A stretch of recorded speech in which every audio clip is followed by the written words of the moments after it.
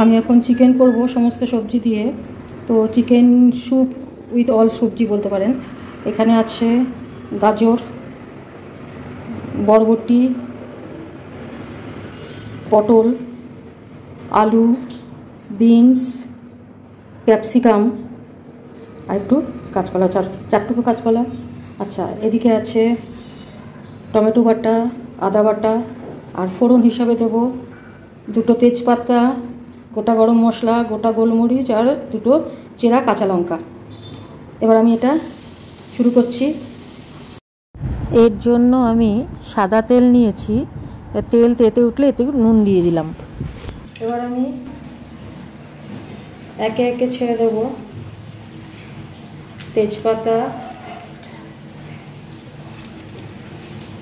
গোটা গরম মশলা,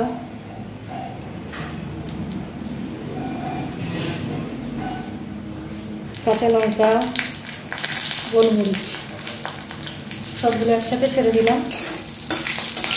ছেড়ে দিচ্ছি পটল। এতে আমি শক্ত সবজিগুলো আগে দিচ্ছি, এগুলো সিদ্ধ হতে একটু সময় লাগবে। ইচ্ছা হলে অনেকে প্রেসারেও করতে পারেন। আর কেন স্যুপ ঝোল বলছি এটা, কারণ মেন স্যুপেতে কিন্তু বিনস, গাজর, ক্যাপসিকাম পড়ে। আর ঝোল যেহেতু বলছি তার জন্য বরবটি, পটল এগুলো আমি দিয়েছি। এইসব ইনগ্রিডিয়েন্টসগুলো কিন্তু স্যুপে পড়ে না। আর কাঁচকলাটা একটু পেটের জন্য দিয়েছি, গরমের সময় তো কাঁচকলা দেওয়াটা ভালো, সেই জন্যই এটাকে স্যুপ ঝোল বলছি। হালকা সতে করে ভেজে নেব, তারপরে আমি দেখাচ্ছি। দেখুন একটু হালকা ভাজবো। এবার এতে দিয়ে দেব কাঁচকলা আর ভাপানো আলু। যেহেতু কাঁচকলা ভাজতে বেশি টাইম লাগে না আর আলুটাও ভাপানো রয়েছে, সেই জন্য এগুলো আমি একটু পরে দিচ্ছি।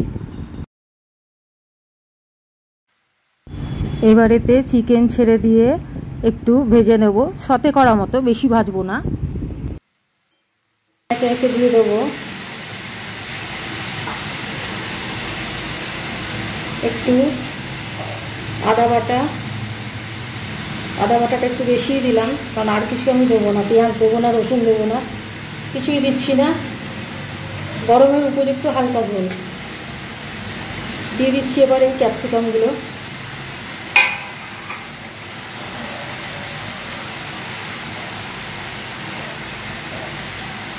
আর দিয়ে দিচ্ছি সামান্য টমেটো বাটা।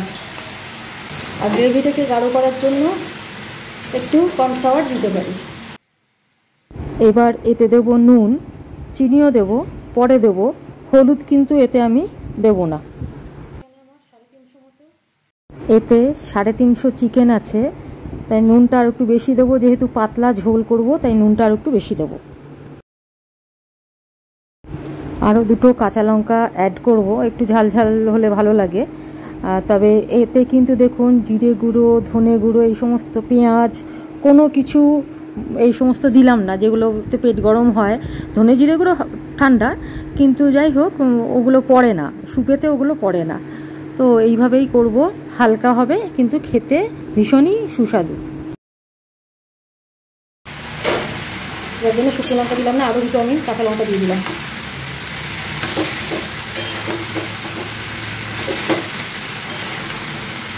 জিরে বাটা, আদা বাটা বা জিরে গুঁড়ো, জিরে গুঁড়ো, ধনে গুঁড়ো কিচ্ছু দিচ্ছি না, শুধু আদা বাটা রয়েছে আর গোটা গরম মশলা রয়েছে, ব্যাস। গোলমরিচ আছে অবশ্য। এইবারে এতে আমি জল ঢেলে দেবো।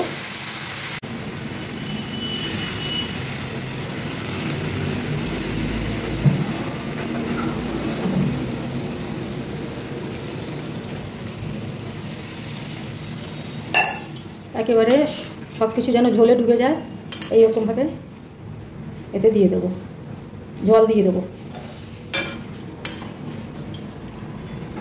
চিনি দিয়ে দিলাম।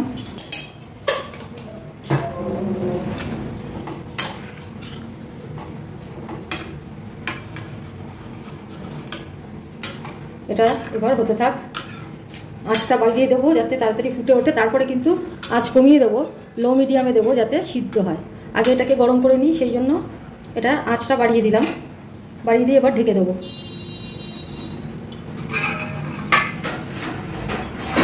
ব্যাস, এবার হতে থাক। মাংসগুলো সবজিগুলো সব সিদ্ধ হয়ে গেছে, প্রায় ধরুন মিনিট 15 মতো লাগলো। তো আমার স্যুপ ঝোল রেডি, মাংসের স্যুপ ঝোল। আর এবার আমি একটু এইগুলোকে তেজপাতাগুলোকে ফেলে দেবো।